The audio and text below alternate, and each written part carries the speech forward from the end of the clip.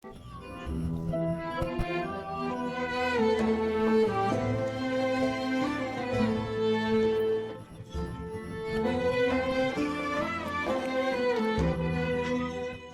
مسجد میں ہمیشہ کے لیے رہنا ہے اور بغیر ضرورت کے باہر نہیں جانا۔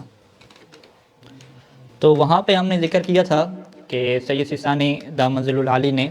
9 جو ہے وہ ایسی چیزیں لکھی ہیں کہ جن کی خاطر مسجد سے باہر جا سکتے ہیں، کہ جس میں سے سب سے پہلے کیا ہے، واش روم استعمال کرنے کے لیے باہر جانا تھا، اور اسی کے ساتھ ساتھ جو ہے وہ کچھ ایسی چیزیں تھیں کہ جو مسجد کے اندر انجام نہیں دی جا سکتی، جیسے نماز کے لیے واجب وضو ہے، یعنی نماز بغیر وضو کے نہیں ہو سکتی، تو واجب وضو کے لیے بھی مسجد سے باہر تب جا سکتے ہیں کہ جب مسجد کے اندر وضو کرنے کا کوئی امکان اور کوئی حالات نہ ہوں۔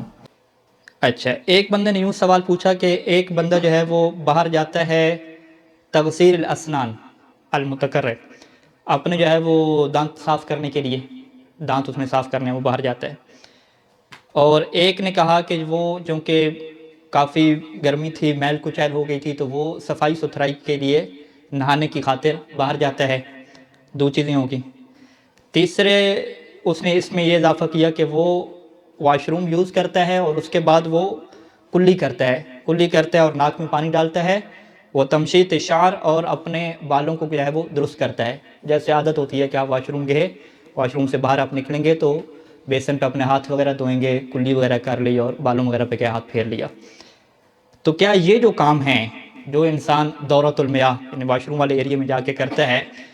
کیا یہ کرنا کوئی حاجت شمار ہوتی ہے کہ جس کی خاطر انسان باہر نکل سکتا ہے؟ تو جواب میں کیا لکھا کہ لا یعتبر من الحاجت، یہ کوئی حاجت اور ضرورت نہیں ہے۔ اسی طریقے سے ایک اور سوال لکھا گیا کہ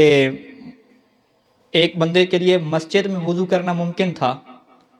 لیکن وہ باہر کیا نکل گیا وضو کرنے کے لیے، اور اسی طریقے سے واجب وضو نہیں تھا، مستحب وضو تھا، یا واجب ممکن تھا، دونوں اکٹھے لے کے اس نے وضو واجبا اور مستحبا۔ کہتے ہیں کہ اس نے باہر وضو کیا لیکن لا یستغرق الا بزمان، چند سیکنڈ لگے، یعنی 1 منٹ بھی نہیں لگا، ٹھیک ہے، چند سیکنڈ لگے، اس نے جناب وضو کیا اور فوراً اندر آ گیا، یعنی چہرے پہ پانی ڈالا، ایک دائیں بازو پہ بائیں بازو پہ ہاتھ ملتے ملتے جمپ مارا اور مسجد کے اندر، ٹھیک ہے۔ بعض کیا ہوتا ہے مسجد کے اور جو ٹونٹیاں بنائی ہوتی ہیں فاصلہ نہیں ہوتا، ٹھیک ہے، ادھر اس نے وضو کیا اور جمپ مار کے اندر آ گیا، چند سیکنڈ لگے ہیں، تو کیا یہ کام بھی جائز ہے کرنا؟ تو صحیح صاحب نے فرمایا کہ نہیں، یہ کام بھی صحیح کرنا جائز نہیں ہے،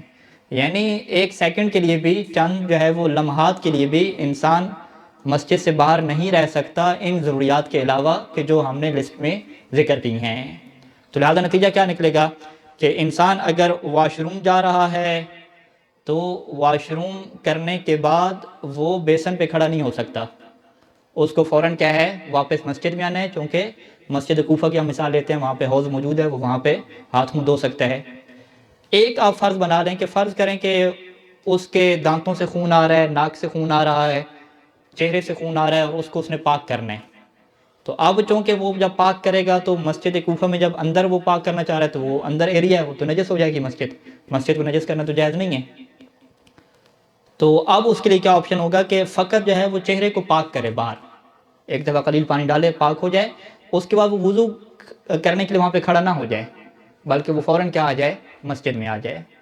تو یہ ساری کی ساری کیا ہے، انسان کو احتیاطیں کرنی ہوگی اور اپنی جو عادات ہیں اس کے اوپر کنٹرول کرنا ہوگا۔